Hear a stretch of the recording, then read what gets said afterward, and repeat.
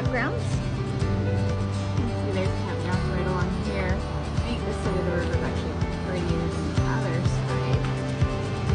It's my favorite time of year, it's fall. And so it's just kind of beginning here in Washington State, so you're just starting to get colors in through the leaves. And I love that little bits of color throughout the forest.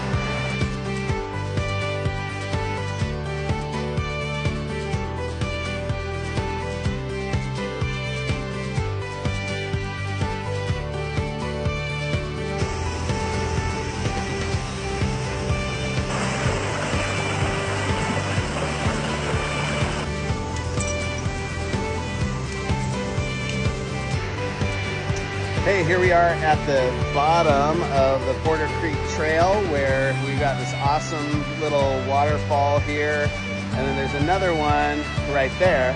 And what's fun is that they come together and we end up right here.